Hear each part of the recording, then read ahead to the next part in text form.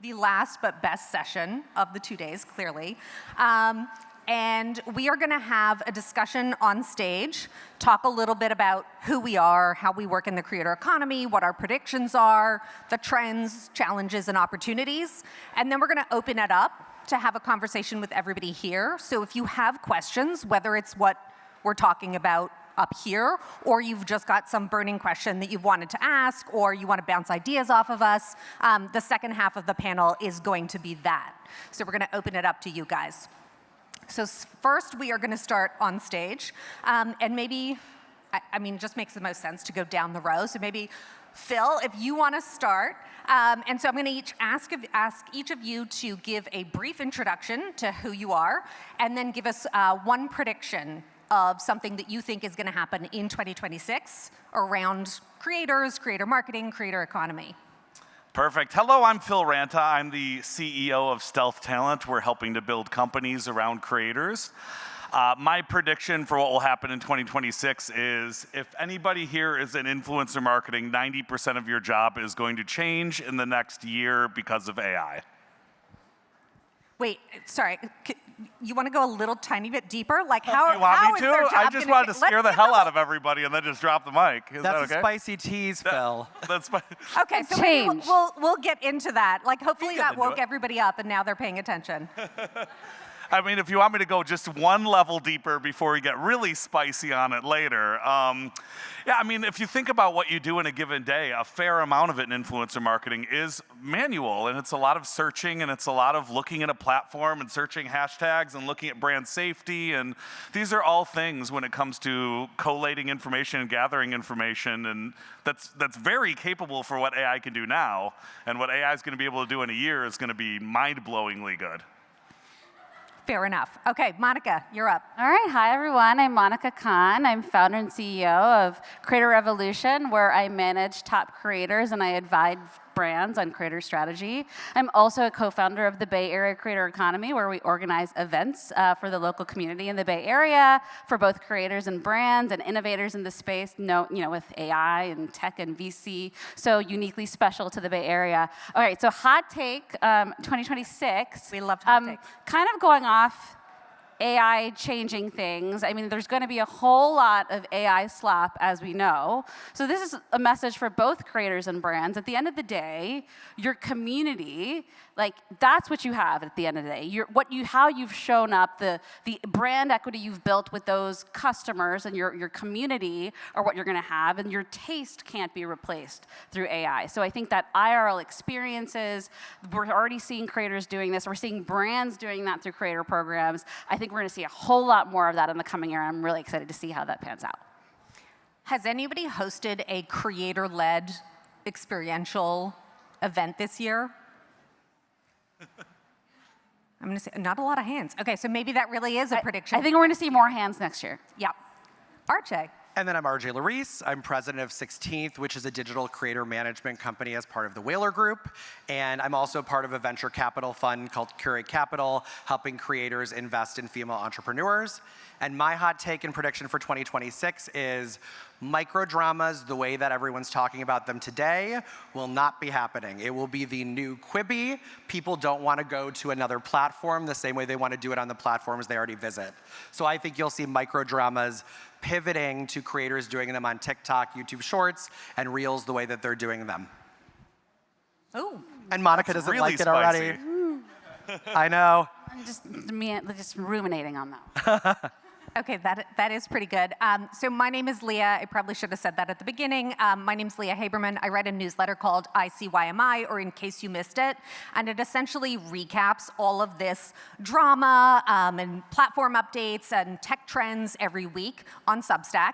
I also teach influencer marketing at UCLA Extension, and then I consult for brands, and all of it kind of feeds into itself from the work that I'm doing, which kind of validates choices that I make or that I report about in the newsletter, and then also the teaching, which is also really useful to be able to have this like focus group of students every week, a bunch of 20-year-olds, and ask them like, do you like this? Have you even heard about this? Are you using this? What apps are on your phone, for example? So I don't know if it's a spicy take, but I very much liked, I don't know if anybody saw Brooke Monk yesterday. and she talked about how much she loves LinkedIn, which I loved. We're all sort of LinkedIn influencers, and so when Brooke talked about LinkedIn on a panel with YouTube, I love YouTube too, but I just thought it was funny that Brooke specifically brought up LinkedIn. I think that there is going to be a lot more room and opportunity for both brands and creators on LinkedIn. We're seeing a lot more campaigns, and not just B2B. So any of you here who are thinking like, okay, this does not apply to me, like I'm not a B2B company, we're beauty, fashion, entertainment, whatever it is, we are seeing a lot of work-adjacent content and campaigns show up on LinkedIn. So it doesn't have to be software or some sort of service that you're selling. It can be for example, I was involved in a campaign with Vegamore, who I think were here yesterday, and they hired a chief LinkedIn officer. So this is a hair care company that is running a LinkedIn campaign. And I think we are going to see a ton of work-adjacent meal prep, business travel, outfits for work or conferences, for example, and we are going to see a lot of that happen on LinkedIn, which means opportunity for creators who are now flocking to the platform, like Brooke, because they know that the decision makers and the dollars are there. But we're also going to see opportunity for companies who are going to be able to use LinkedIn as a new channel or platform for these campaigns, where previously you've done Instagram, TikTok, YouTube, whatever it is. I would say if you're not really active on LinkedIn, that probably is your homework tonight, is like to go home, make sure that your personal and also company profile is as up to date as possible, and that you have some sort of really strong LinkedIn strategy for the coming months. Sorry, that I kind of went long in that. I'm actually a big LinkedIn fan. They don't pay me to say this. I'm just like a big LinkedIn, I don't know, groupie, I guess. You're good at it. Yes. I like this work adjacent category. I'm thinking of your workwear, the conference outfit stuff that you've been doing. I like it. Yeah, I talk a lot about, I basically want to like be the change that you want to see. And so I think Gen Z is the fastest growing cohort on LinkedIn, as their, older Gen Z is now joining the workforce. They are on LinkedIn. LinkedIn is changing, and so I think anybody who hasn't been on the platform and thinks it's just a job platform, it really is evolving and expanding and changing and getting a lot more like conversational and candid. And so I very much want to encourage people to do that. I'm curious how, if RJ, if you want to kind of start, like, as I said, we're all considered somewhat of like LinkedIn influencers or thought leaders. What made you, I just said I want to like encourage the change that we're seeing on the platform and like encourage Gen Z and like lots of different voices to show up there. What kind of encouraged you to get started in this and also to start posting more on LinkedIn? Yeah, so I was in corporate America, and I noticed a lot of behavior that I did not love from colleagues. And I will be honest and say, though I love HR is looking out for the company. And so I started posting on LinkedIn about bad behavior that I saw in the workplace in order to get it to stop. And thankfully, unthankfully, it happened a lot, so I was really inspired. And I noticed when I would start to post about a situation, the person I was talking about would notice that I was posting about it and would stop their behavior. So I kind of consider myself to be the Taylor Swift of LinkedIn, where I write about my exes or my current ones, and I talk about it, and then I evolved it to talk about a lot of issues, like mental health is really important to me. A post that did really well was talking about how therapy is a doctor's appointment. You shouldn't mask that when you're doing that during a work day. You shouldn't have to force it on a weekend when you should be taking it during the work day. So I evolved what I was talking about, but it's really in the defense of people doing the right thing, and then I also talk about the creator economy. I love that. Monica? Yeah, I started writing on LinkedIn a year ago after I left, I guess, corporate, if you will. And I think it just kind of naturally happened where I realized, having been in the creator economy for so many years, I worked at YouTube in the sort of early days of creator economy, before it was even called creator economy. I was working with creators before I even worked at YouTube, and just realized that I had a lot to say that I wanted to just kind of put out there, and then people started reading it and liking it and commenting. And I think me, as like a sort of solopreneur, not like working at a company the same way, it became my employee intranet, if you will. And I always had something to say every day, and sort of built a following, around that. So in terms of the content that I write about, oftentimes it's about sort of advocating for creators, and that's what I've been doing really the majority of my time in the creator economy, really trying to advocate for new opportunities for them. And as creator economy is really changing the rules of what traditional media entertainment is looking like, I just really want to be that person that's ready to call things out. That I don't work at a big company anymore where I feel like I can only talk about what's approved and the approved talking points. Like, I can say what I want to say. So I'm going to call it like I see it, and I want to be that person on the internet doing that. But then also, I want to bring my whole self to the platform. And if there are ways that I can talk about my background in terms of how I got certain opportunities, or I'm a mom of 2 kids, perspectives that are not necessarily typically work that I'm also bringing to the table as well. I'm bringing my whole self to LinkedIn, and I'm having a lot of fun, and that's how I've made these friends here, and excited to be here. I feel like we were having a conversation upstairs earlier about HR and corporate and what you're allowed to post and what you're not. So Phil, got any good anecdotes for us? I had my LinkedIn account taken away when I worked in big tech. I had to go into a meeting with a bunch of PR people I had never met and have them say, you have to have everything you post vetted through us now. And I'm like, ooh, I hate big tech, which is why I work in the startup world now. But no, I started posting on LinkedIn because I went to a holiday party in 2016, and I was the COO at Studio 71 at that time. So it was a pretty big creator economy company. And I felt like everyone knew each other, and I didn't know anybody. And I felt embarrassed. And I was like, well, I'm not as great at meeting people I don't know. I like to write. So I made a New Year's resolution that I was going to post every single day on LinkedIn for a year. I ended up posting 450 times that year, gained 10,000 followers, over $1 million in deal flow. And then I went, oh, this is so much better than outbound pitching. So I just never stopped. And my framework was very simple, which is I'd read the trades every morning. And when I have an emotional response to something, I would share the article back when you could actually share links on LinkedIn and get views, which can't anymore. But I would share the article, and then I would just write why I had an emotional reaction. So it wasn't that hard for me to write about because it came so naturally. And then it was the smartest thing I've ever done for my career. Mm-hmm.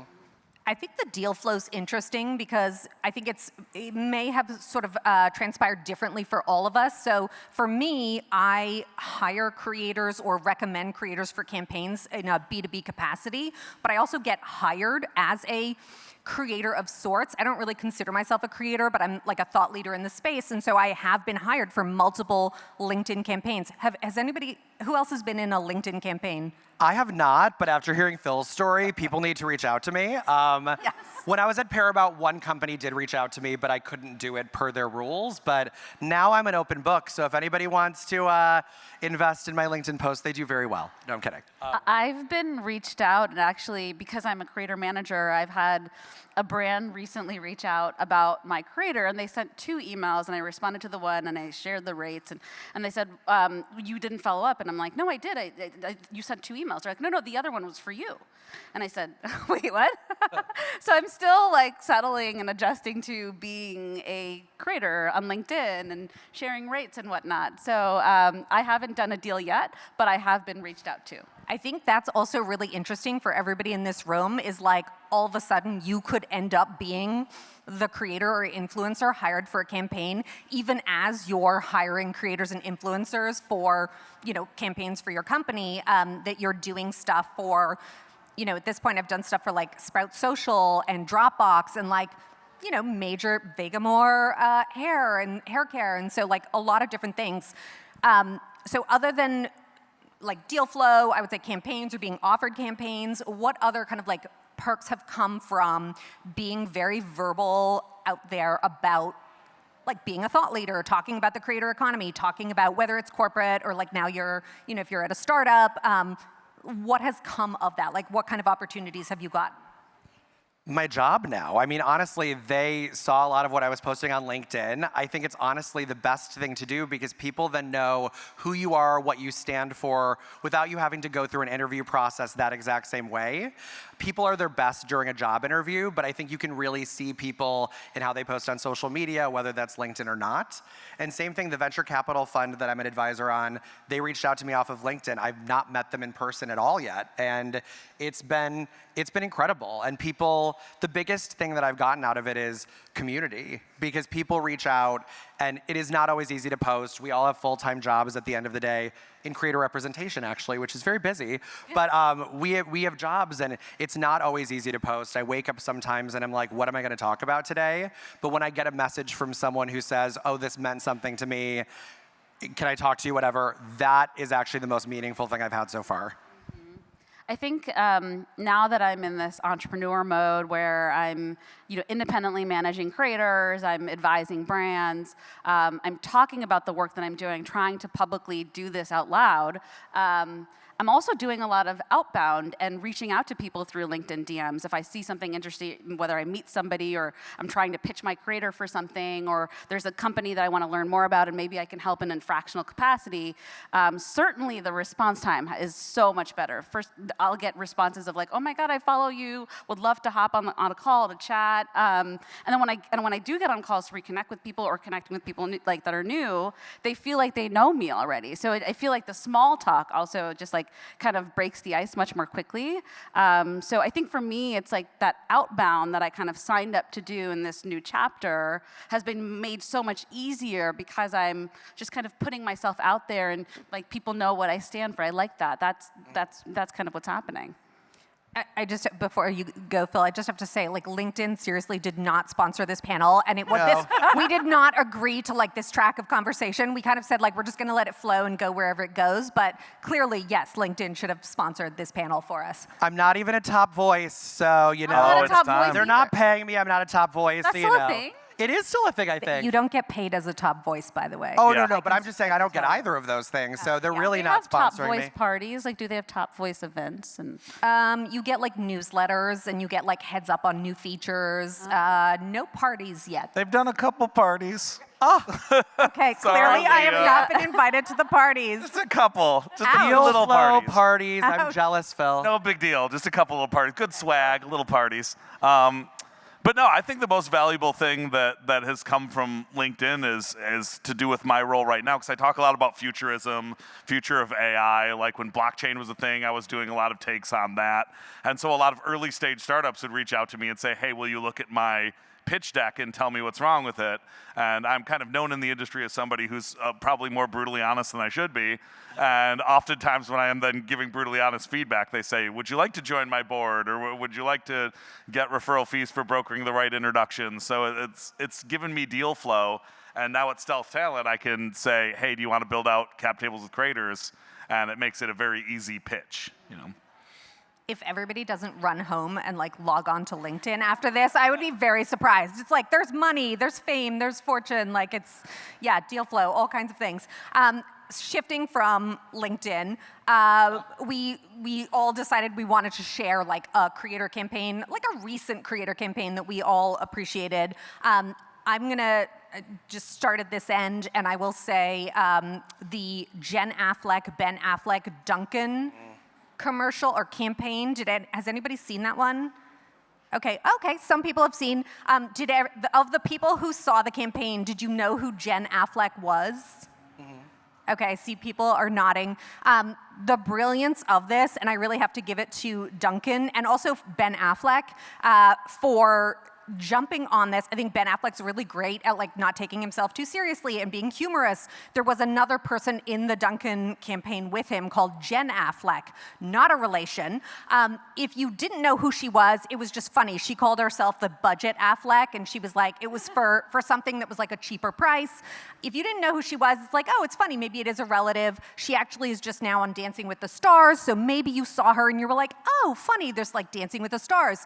If you watched the Mormon Housewives show on Hulu, you knew who Jen Affleck was, and there was a running joke all season about whether or not she was related to Ben Affleck, and it was a little bit of a scandal because she and her husband essentially made themselves out to be related to the Afflecks, and then ultimately it was they weren't related to the Afflecks. So there were so many different layers upon which you could have gotten this joke, and it didn't matter if you knew who Jen Affleck was or not. And then Ben Affleck, again, being willing to make fun of himself in this, and also just showing his cultural savvy and tapping into this woman named Jen Affleck. 10 out of 10, no notes. Congratulations, Duncan. I have too many answers. I'll give the divisive one first, and then I'll give the better one to redeem myself. But basically, Poppy had that campaign last year where they delivered the Poppy vending machines. They got a lot of hate about it. However, I actually don't think it was a bad campaign, and it did get people talking about it without really hitting its brand equity, because then it sold for billions of dollars pretty shortly after.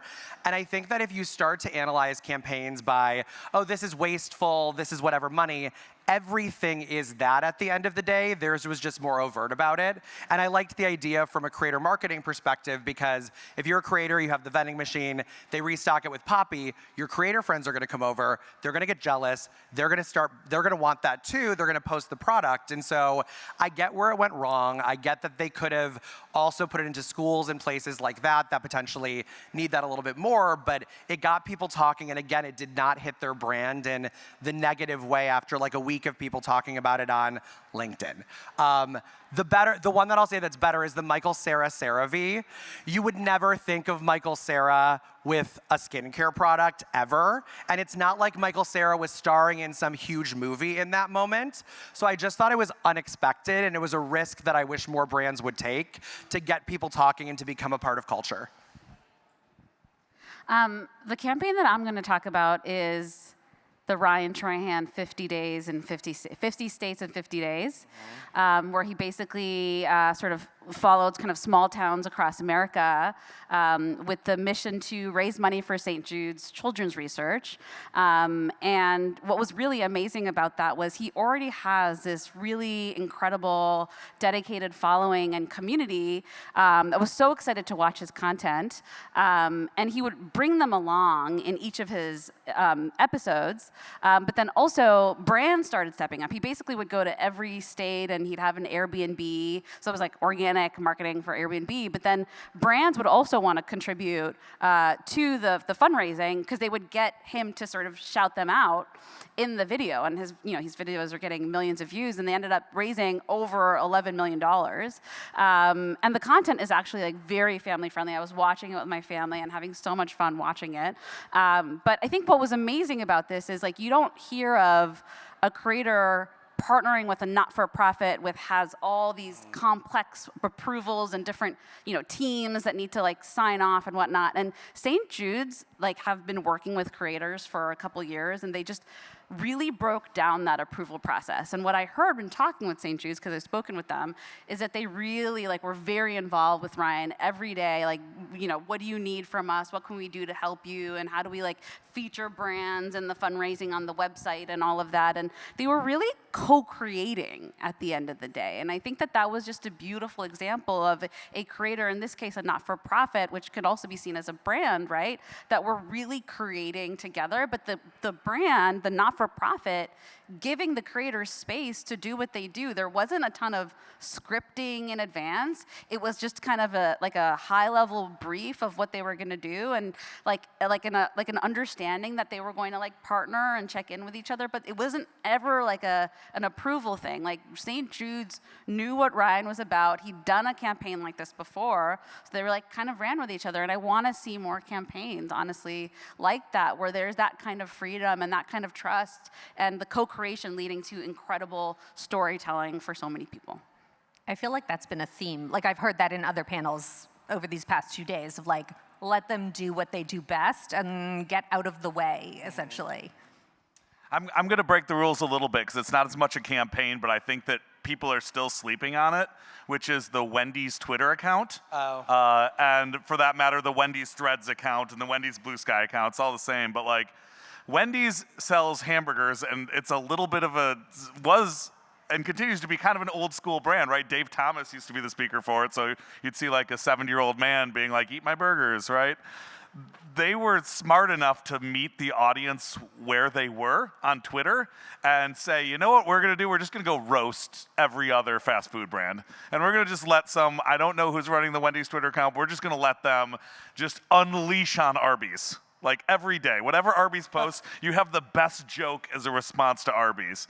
And they've been consistently funny now for 5 or 6 years, where they've been going crazy viral. I mean, I don't see the impressions data on Wendy's, but based on how I assume the breakdown of likes to probable views, they're probably getting $50 million worth of earned media value from that Twitter account a year just by putting in a funny comedian who's great at brevity and just an absolute roast master when it comes to like Twitter themes, right? So I think a lot of people saw that and thought it was like an anomaly. Well, I can, like, Wendy's can do that, but I can't do that. And I'm like, every brand should be thinking in that way. Like, how can I meet my audience where they are on the platforms where they are and think like a creator? And what's funny about that is Taco Bell really started it first out of the fast food places, but no one talks about it anymore the same way. So I'm curious to see what their social looks like right now at this point, because Wendy's has kind of taken the lead on that. But Taco Bell was never fully consistent because they'd put in too much advertising stuff in the in-between. That is true. So They have a lot of memes on their TikTok. I didn't know Taco Bell did the roasting first. They were talking about sassy. they were spicier than, well, spicier because it's Taco Bell, but they were spicier back in the day, and yeah, I have not heard about it in the same way in a long time. Interesting. Just a tidbit, the guy that was Matt Prince, do you know him? Who's like, he teaches at Chapman, he was at Taco Bell, just moved to KFC. Oh. And he was the one that essentially was in charge. I don't know if anybody saw the KFC thing when they brought back, what was it? They brought back some sort of food and was like, hey, here you go. Does anybody remember? I don't know. It was, what was it? Tenders? Potato wedges. And like, what was the tagline? It was like 3 words, right? You don't remember? It was like, all right, enough already. Here are your potato wedges. Oh, that's funny. Yes. Here, damn. Yes, exactly. It was like brilliant and so short and funny. But that is Matt Prince, and he was at Taco Bell, and now he's at KFC. He also teaches at Chapman. Very good person to follow on LinkedIn and across different platforms. Not that they sponsored us. No, we're not. Like, they as long as can. we're I'm like Adidas. Like, I wear Adidas almost all, not today, but almost every other day. Give me, call me.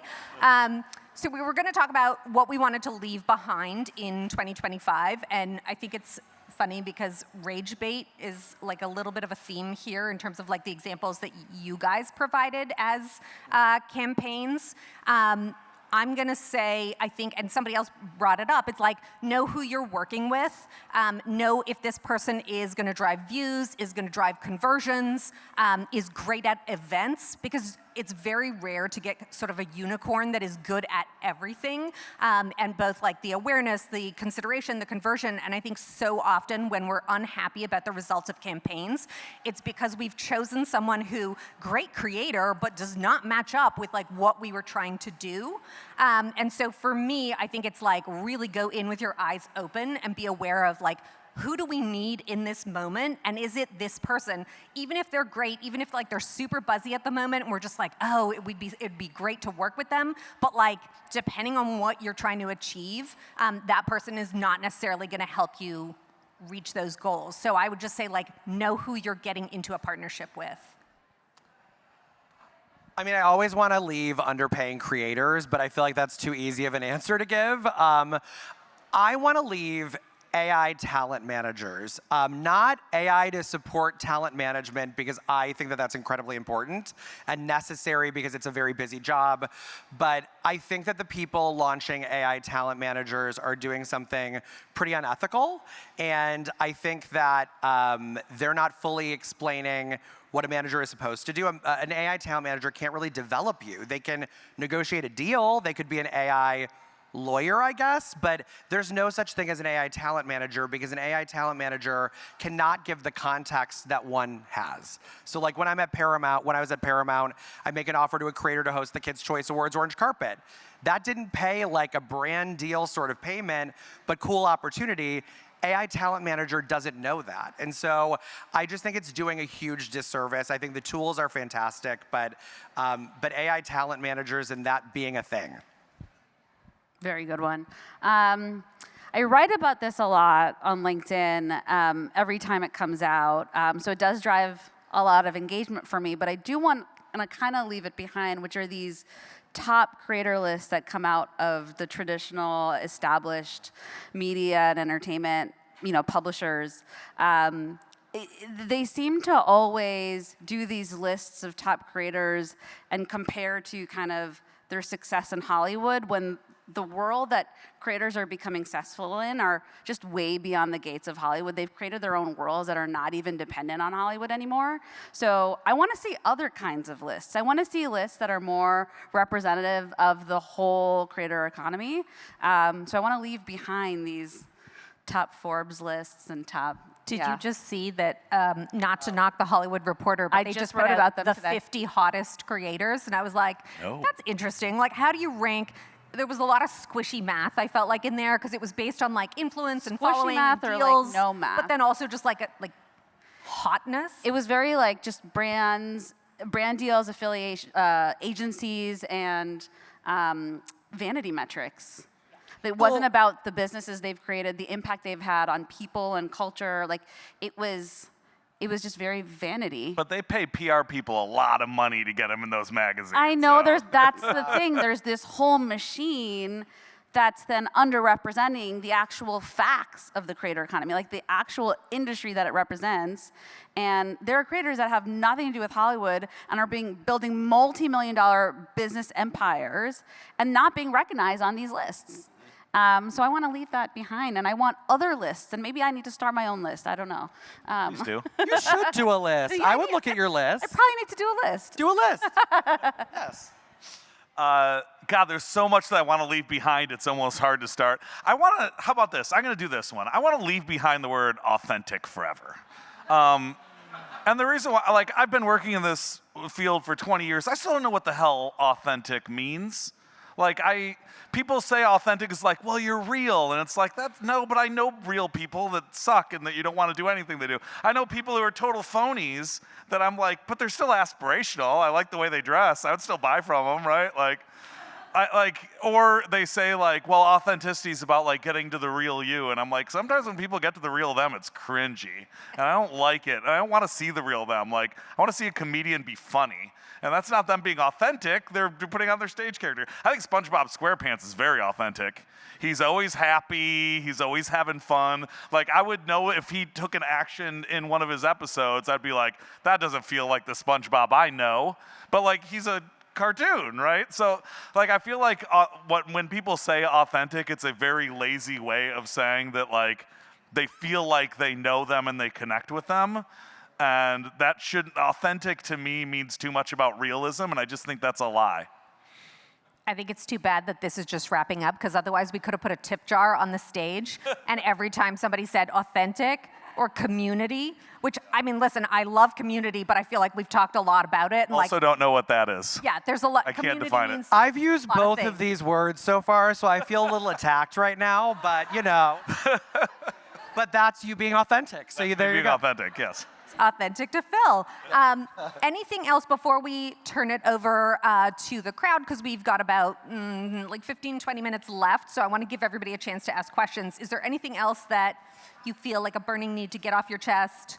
Any more jokes that you want to make? Material you want to workshop? Always, but I want to give everyone else. I mean, I could talk about, like, I think that we've touched on AI, but there's the Sora of it all. And I feel like I've had a lot of hallway conversations with everybody, and especially on the marketing side, about the fact that a lot of people are now saying, like, well, how are you implementing AI into your campaigns? I think it's worth talking about. Yeah. Okay. But- Let's. Well, I would do like that. to open it up to other people, or else I'll just go rant for the next 20 minutes. Well, But what do you okay, so where do you think before we AI take your belongs in creative? questions, does anybody, specifically with Sora and AI, like, is anybody either struggling in finding ways to implement AI? Are you using Sora? Have you used Meta AI vibes? Do you feel like Sora is better than Meta AI vibes? Hopefully there's nobody here from Meta, but, oh, somebody's saying, no? Okay. I will say that a friend of mine sent me a screenshot where it said, like, Phil Ranta is currently using Meta AI, and I, at that point, had never used it. So Meta was lying to my connection, saying I was using their AI. I did not care for that. I sent our Meta rep that text. Not sponsored by LinkedIn and not wanting to offend Meta, like, apologies to all platforms. We love all platforms. Yeah, anybody, so Phil and I were having this conversation upstairs about I think if you're working now, there's very much you have a sense of like pre-AI and post-AI. It's a little bit like the internet or social media. It's like you have a foot in both worlds. And so for us, AI taking over, whether it's our jobs or creativity or creators, is like, that's kind of a scary thing. But we were talking about Phil's kids, and like if you're a little kid right now, like Gen Alpha, and you're watching Sora videos and you're putting, like whether it's yourself, your parents, your friends, your drawings into cartoons and seeing yourself reflected on screen, like that's fun and exciting and new. And so I think the horror, the shock, or the anxiety that we feel about AI is not necessarily what young Gen Z and Gen Alpha, and certainly not Gen Beta, whenever they come around, are gonna feel about it. Well, I just feel like we obsess too much about the means of production of things, right? Like, of course, we have advocacy where it's like, you want your skin cream to not have crap in it, and you don't want your food to not have crap in it. But like, ultimately, when you're talking about entertainment, most people just want an entertaining outcome, right? So right now, I think that there is a whole lot of space because AI end to end, the outcomes are generally not great. Or at least they're not as like nuanced or interesting as something a human does. But when it comes to a meme, like I think that it's a lot more interesting rather than see a human-made text over top, text over bottom meme to see something that Sora generated that's got a little emotion and action to it. And so far, like the market has agreed. There's a lot of that stuff going super viral on Reels and on TikTok. And I know the platforms don't know what to do with it, but to me, it's like, I don't really care how it's made. I just want the outcome to be good, and the outcomes are going to keep getting better, which is why I think that we always need to be not dismissing it, but actually think like, is it better with human intervention or is it not? And some formats will be better and some formats won't. I had somebody say to me the other day that they didn't use AI and that they would never use AI. And I was like, but you do, you just don't know. You go to a doctor, the doctors and the testing are using AI to make things faster. You may think you're not using ChatGPT every day, but you're ignorant to the amount of AI that's already infused to culture every single day. And separately, the people who say that AI is going to replace their jobs, I think it's more highly likely that you will get replaced by AI if you don't work with AI to make yourself more efficient. And so I get it, and I understand people's concerns about it. There definitely needs to be more legislation around it. But at the end of the day, you can't claim you're not using AI. Everyone is using it every day. And idiot bosses will overcorrect. They will fire people thinking AI can do it, and then they'll go rehire people because everybody wants this to move faster than it is. I mean, this feels like just kind of how cyclical tech waves are, right? Like it was like the internet came, and then people were like, oh my God, how do we deal with mobile phones? How do we deal with it, right? UGC, how do we deal with it? This is AI now, right? So it's like you kind of need to get on the train and figure it out, but everyone needs to be making space for that. But yes, there's going to be a lot of changes, but get on the side where you know what to do, you're doing the learning, you're figuring out how to implement, and you're testing, so you can have that as an advantage. But it's not going away. It's only going to get better. And you said and mentioned legislation. Like, that's what I'm most concerned about, right? From the creator side, just the accreditation of it, right? Like who's getting credit for that? Mm-hmm. Who's making money off that? And who's liable for that, which is right. But I think the vengeful side of me. But in general, though, it's like all bad press is good press, I think, right? Even if it's not the creator creating it, somebody else creating their likeness, I think it's good, but it's like who's benefiting, though? So like I think of when Content ID came out on YouTube, and that changed the game. It allowed people to use other people's music and share revenue and all of that, and that was great. So like what is the Content ID for AI, I guess, is, you know? There's people trying to develop it, but like Section 230 has always protected platforms from like some random person uploading something illegal to it. But does that account for it if I were to like go into ChatGPT and fool it into using a copyrighted image, right? ChatGPT would say, that's not my fault, they're prompting it. I would say that is totally your fault because those people aren't creating it, they're prompting you to create it. So I would love to just see a whole bunch of Supreme Court justices sweating because they're old and don't understand AI and having to figure out this horribly complex thing. They're going to have to soon. I mean, I think just the IP violations on Sora of like characters and, I mean, your former Paramount, like show clips and characters and cartoons and like things that are, clearly not like in the public domain to be used. So it'll get figured out if I think the companies with money behind them want to figure it out and legislate it, not like for the benefit of us, but essentially for the benefit of like protecting their intellectual property. Yeah, because you don't want, there are very precious brands specifically within Paramount, and you don't want SpongeBob holding a gun. Like, those are things that would damage the brand in a huge way, and so I definitely think that you do need to protect it in that way. Yeah. But like South Park is one of the biggest things on Sora right now because the animation is so simple that you can go on Sora, if you flip 10 times, you'll see somebody doing like South Parkify this thing. The fact that people are explaining it as South Park style and then getting that outcome, Paramount should be suing the pants off of them. And frankly, I'm sure that there's somebody at Paramount having that conversation right now. I can't contractually answer any of those questions based on my exit agreement, so I'll just smile. You can neither confirm nor deny. I can neither confirm or deny. Okay, anybody, any questions? And it can be about AI, it can be about creators. Curious if anybody's, yep.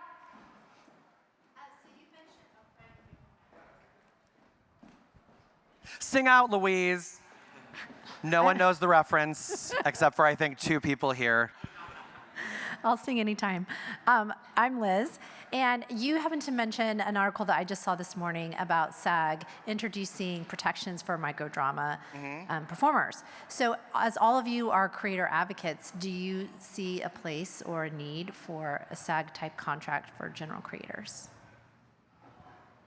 Yes. I have to censor myself. The answer is yes, but what I would love for SAG to do is really invest in the creator community in the right way, and not just when it's super exciting for them in the moment. Yeah. I was at Paramount working on the creator side when the strike happened the last time, and SAG stepped in, and I thought it was egregious because SAG did not want creators as a part of the union for such a long period of time. So you can't just do it when you're threatened by what they could do in the moment when you're not protecting them. So I love SAG. I think unions are fantastic, but if you're gonna back creators, back them 24/7, 365 days a year, and not just when it's a fun, like, buzz thing. And so I hope that they do. I would love for creators, people have tried to put these creator unions together. It's never actually worked. And so I think that the right way to do it would be to get SAG involved, but they have to do something bigger and more comprehensive. And again, really, really get into it, not just when it's like fun to talk about it. Well, and if anybody didn't know about what happened, it was like there was a strike, the actors couldn't work, and so SAG said to all of the creators, do not take any acting jobs or you will never get to join SAG and benefit from membership. Yeah, and like 3 years before, they were like, oh, we don't want to be involved in the creator space at all. So you can't just do it in the moment. Like, it's great when you want creators to stand in solidarity with you, but stand in solidarity all the time, not just when it's convenient. And I don't like that SAG and WGA is also guilty of this, that they would rather their people work at Coffee Bean and Tea Leaf or leave Los Angeles than take jobs in their core set of skills that don't abide by the unions, right? Like, I feel like there needs to be some sort, when you've got 95% of SAG actors that are out of work, and it's probably about the same as for WGA now because production's just been very light lately since coming out of COVID, you can't tell them, like, just don't work, right? I think that there's either gotta be some sort of way to understand that the business models of digital are different and some sort of way to play along with that and still give them what they need, give them vouchers, find ways to make health insurance work, like those really important things without saying, oh, but your day rate has to conform to the television model, because I hate, like, even a Darman video, which is huge, they're not making TV money on each episode. Like 10 million views, they're gonna make like $30,000 and they've got a full crew on those, and that's like hard to make that model work on kind of the old school union rates. But I think things are changing so quickly that I think that they have not even had time to adjust. They've had 15 years. I mean, creators have been a thing for such a long period of time, and you can't, and I think it's, I don't know. I just think It's long, but it's still early. It's weird. I know. It Yeah. is 15 years, but then it's early for so many still. It is, but like, I feel like there's no excuse at this yeah. point for only getting involved at times when it's like convenient. Yeah. But I love them, but come on. We're well, I'm pro-union, pro-SAG, Me too. pro-creator, but yes, I think like a lot of industries have got to update to deal with like the reality of the situation now. Any other? because otherwise we'll just keep talking about SAG. Yep. Hello there. I'm going to go back to AI. So I'm curious as to what sort of responsibility you feel that the people behind AI creators have on any sort of misrepresentation. As an example, an AI creator who presents as an African American woman, encouraging their audience to use a certain hair product, but the person behind that creator is not an African American woman. Or let's say an AI creator who is presenting as a man who's losing their hair and encouraging the use of a certain hair loss product, but the person behind the AI creator is not a man who's losing their hair. I have so many opinions about this.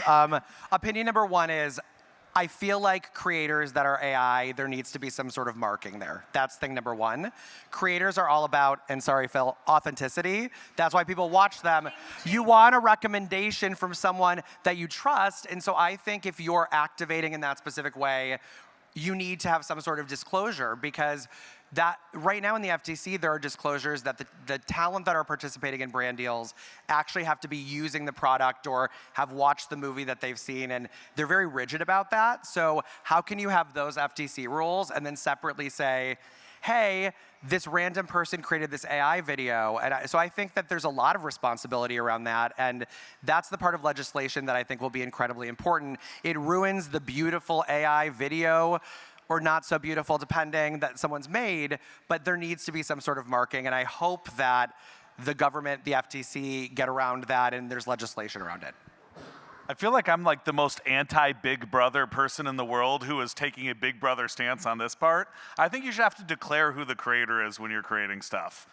Like, I see no other solution to everything AI can do than like to say, I mean, I think that we should have had this forever, and Facebook did a little bit of this and then backed off on it, where you could see where pages were made, but then it made it very easy to hide it again, which Facebook, update that please, after Cambridge Analytica. But like, I would love for there to always be some sort of tag somewhere where you could say like, this originated from blank, and to have it actually not just be it's originated from ChatGPT, but this originated from ChatGPT, which is human connected to X, Y, and Z. Because like, I agree with you. I think that we are in for an influx of marketing campaigns from people saying that this shirt will make you look better than you are, this hair care product will do something to your hair that it doesn't, because my parents are already getting fooled by AI. Like, they're sending me stuff. They sent me the dog on Everest that died, that wasn't a dog and it didn't die. And then Hank Green did a video on it, and it got 30 million views of the dead dog on Everest. My mom was like, why did they even let the dog climb Everest? I'm like, they didn't, Mom. You're old, but you're not that old. Like, the bunnies that were jumping on the trampoline. Right, Oh, totally. yes. The kangaroos on the plane. So the one real. problem there I got that's to like see makes it even scarier is that like you can roll your eyes and be like, boomers, like they didn't get it that it was AI. But whenever you look at the data, it's always boomers and Gen Z, like the youngest generation that also does not yet maybe have like, and I'm talking young Gen Z, nobody in this room that does not have like the critical thinking skills or the media literacy skills to understand that it's fake, that it's AI. So it's like, it's not just your parents, it's also your children, your nieces, your nephews, and like young people coming up. And to me, that's more problematic, because it's like, you know, with boomers, it's like, okay, that's like, it's difficult for them to adjust and adapt, I think, to like the new technology. But if these are kids that are coming up with this, like these are consumers and audiences and people participating in society that are gonna like carry these beliefs for like the next 80 years. And so that, yes, I agree with, I think I agree with everybody on this panel. I'm just saying like, I don't think that we should just be like, boomers don't get it, because it's like Gen Z also, whenever you look at any study of like who does not have media literacy skills, it's Gen Z and boomers. Well, I think the scariest one, though, is the people who just don't care. And I think there's more and more of those where it's just like, everything's fake now, so who cares? If it's something I don't like, it's fake. If it's something I do like, it's real. And I see that cohort growing and growing, especially in comment sections, and I'm like, objective reality as we know will completely cease to exist, because confirmation bias will always say, we don't like it, it's fake, we do like it, it's real. Journalism is not doing well right now. Like, where are we going to find the heft of like who's going to do the diligence to see what's real and what's not? And if all of those structures disappear, then like we're left with an entire world where like, is 1 + 1 2 anymore? I don't know. Someone told me once, but were they lying? You know? I feel like we're like on our way there. I'm horrified for the midterm elections. I'm horrified because AI is advancing. I look at the side-by-sides of what video was being made a year ago and what it looks like now, it's horrifying. So by the time we get to midterm elections, I'm horrified that people do not have the critical thinking skills to actually realize what's authentic.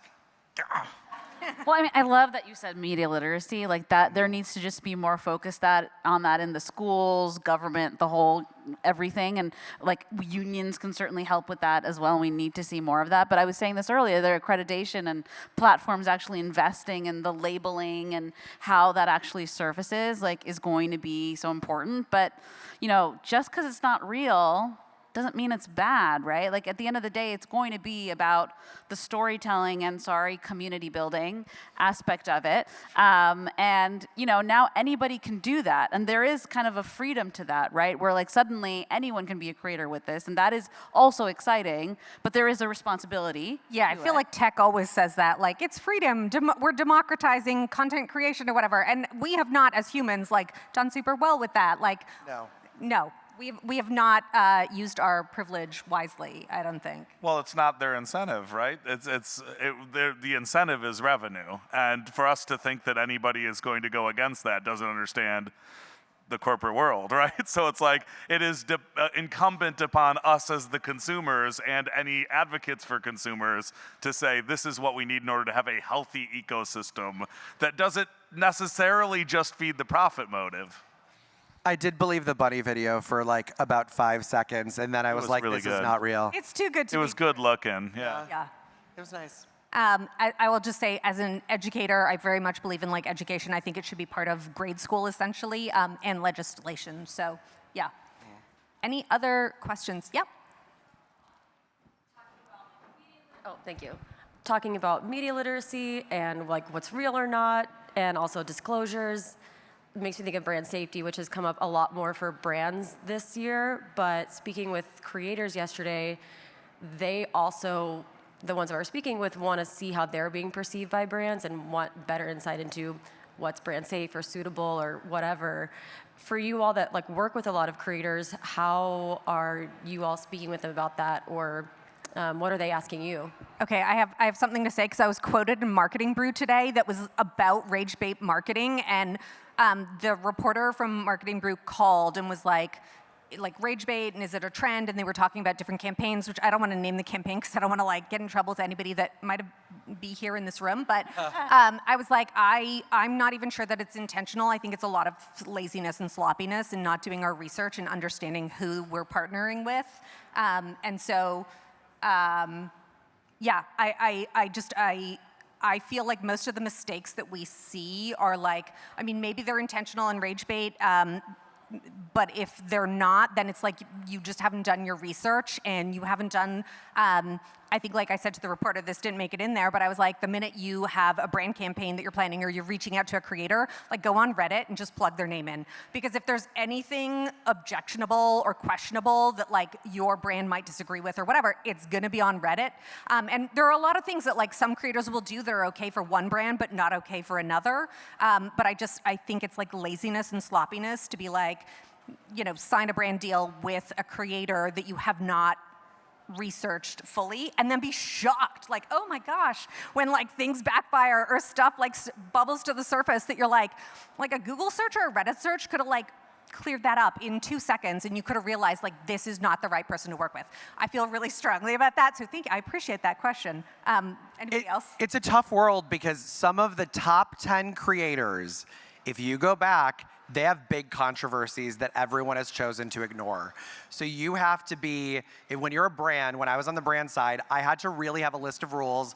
I consulted with a ton of different diversity consultants in general to help really form how I felt about individual behavior. But it's why I always recommend to creators, before you go into management, before you start doing brand deals, do a social media background check on yourself, because we would do them, and I would see things that creators had said when when they were 17 and a half years old, when their brain is not fully formed, but it's still too precious to work with that creator in that moment, depending on what the brand is. So you want to get ahead of those sorts of things. I don't want people to be blamed because they've been on social media since birth, basically, at this age, and they say stupid things. Like, I said homophobic things when I'm 12 and I'm a raging homosexual. So, like, I shouldn't be blamed for what I said about myself before. That being said, I think creators owe it to themselves to prevent themselves a lot of controversy if they get bigger, to make sure that that content does not exist when they start to do their first brand deal. I also think that when you're working brand side, you've really got to educate people internally that people are not brand safe, and they need to chill out a little too. Like, I find myself on brand side a lot whenever I'm in the room with somebody who's just like, this person called a politician a moron 6 years ago. I'm like, yeah, yes, yeah, people call people morons. That's not against brand safety. I mean, there's different layers and levels, I think. There is, but a lot of CMOs are a little precious, and I would love them to chill out too. I kind of like how much of a framework did you have when you consulted with different groups to decide, like, okay, what is our level of acceptability of, like, you know, if somebody said this word versus that word, like, we'll still work with them. Did you have, was there a spreadsheet? That's kind of what I want to know, and can you share it with me? No, I don't want proof of the conversation, so I did not have a spreadsheet. But no, I had to think about what my code was, and I had to think about, okay, it's Nickelodeon, so it's going to be a little bit more precious than if it were MTV, for example, or when I was at Pop Sugar. So it would just depend on the circumstance. I give a lot of leeway to people that are under the age of 18 because they're not making I didn't make responsible decisions when I was before I was the age of 18. So I give a lot of leeway there depending on what the language is. But after you're 18, you're an adult at that point. You're making adult choices. You can join the military. You can smoke a cigarette. So you have to be responsible for the things that you've said in the past, or at the very least, making sure that that content doesn't exist anymore. And I think that goes beyond creators. I think you're an employee of a company. Somebody can find something that you said forever ago, years and years later, and that can bite you in the butt and haunt you. So it's not even creator specific. I think people that have grown up in a social media generation have to be completely cognizant of everything they've ever said on Twitter or X or Threads or whatever, just for their own livelihood. There's actually a study coming out tomorrow about Gen Alpha that I have, I quoted in my newsletter, and I think the way that they're going to solve it is a lot of, like, Finstas, ghost accounts. It's normal for Gen Alpha to now, like, start multiple. Like, there's the official account, the, like, Finsta account, and then the ghost account for, like, scrolling or posting that nobody can, like, just ephemeral content. People will still find it. That's why every season of The Bachelor or a reality show, someone has a controversy. There are always screenshots, that is true. Yep. Okay, we're running out of time. I would say last question, does anybody, oh, yep. We've got one question in the back. I guess I can ask it. So from a different angle, maybe why AI is dangerous is open AI moving into affiliate marketing and just being in the consumer purchase journey as a whole. Both directly and indirectly, you're probably going to see some downstream impact on creator monetization, bigger than affiliates, or any commission base as a whole. How do you think creators feel about making sure that they're still properly compensated for their impact on the consumer journey, given that they're usually the place where awareness originally happens? They're also the media that's billing, which ChatGPT. That's an interesting question. I don't necessarily have, as we all think about this, I'm going to give a slightly different response in that if I wasn't talking about at the beginning when we talked about our predictions, like, I had 2 predictions, and I talked about LinkedIn, but the other prediction I had was that I think that PR is going to have a resurgence and PR is going to be used specifically to pitch creators who are either on social or on Substack or on other platforms, because so much of search, like both SEO and GEO now, is being driven by, like, independent, credible voices. And so it's not answering your question, but I do think that it's interesting that I think that, like, in a roundabout way, creators are actually going to benefit, because I think, like, a lot of brands are going to be pitching them, and they're going to want to be featured in their social copy, in their Substack newsletters, on their blogs, because that content is going to surface in, you know, ChatGPT or, like, Claude or Gemini or whatever it is. So, like, the creator is going to benefit, and we're seeing, I mean, I'm seeing that already. Like even with my newsletter, like it shows up in ChatGPT, it shows up in a Gemini search when you look for like creator marketing newsletters. And so it benefits the brands that like sponsor my newsletter, for example, to be in the newsletter. So I think creators might have a roundabout way of benefiting, but that's not to your question. Like I don't know. Does anybody have an answer for that? I think that the AI models, because they have a constant hunger for more content, right? Because even though it's trained on a lot of stuff, mostly illegally, but even though it's trained on a lot of stuff, it needs like the new stuff too in order to stay relevant. And I think that there's going to be AI models that leap ahead of the others by being more creator friendly for those models. So say, for example, like Microsoft is a great example. Microsoft has come out and said, we at Microsoft Shopping are going to reward affiliates if their piece of content comes up in Copilot and then they click on it and buy it. And when I hear that as a creator advocate, I'm like, well, hell, I'm going to let them train on every video we have then, because like we're getting all the benefits of YouTube without all the bad stuff of AI, right? So like, and I think that more people are going to say like, wait a second, I can actually legally get this content and have them offer this content by letting me participate in smarter ways. And the ones that don't do that are going to be like still continuing to steal content until a class action lawsuit hopefully gets them completely out of business. And I think some of that will happen in the next few years. All right. I think that's, anybody else have a response? No, I want to think about it though. It poses a lot of interesting questions, but I don't know. I'll call you. It makes me think about, I mean, like the ChatGPTs of the world are overtaking as the new search engines. So what happens with advertising in those spaces? It's going to be interesting to see how. But not to, I mean, TikTok, I think somebody was here from TikTok yesterday and said like search is up 40% year over year. So it's like, it's not all completely AI yet. And obviously we can't forget like there's still Google and Bing and those search engines. So I think it's like anything that we do now is you're going to have to think like cross-platform, cross-medium, like you're going to think about traditional search, you're going to think about like SEO search, you're going to think about social search, you're going to think about GEO search, and so like how do you incorporate your brand and integrate creators into all of those different opportunities? And there's been a ton of leaks about ChatGPT and their advertising plans. So I'm excited to see what those are. I'm also skeptical as to whether or not advertising can survive in something that's supposed to be giving you the best response. So I'm excited to see if it's good or not. All right, so I think we're going to wrap up. We actually went over time. Thank you for everybody who stayed. Thank you. Thank you. 7 minutes over. Really appreciate it.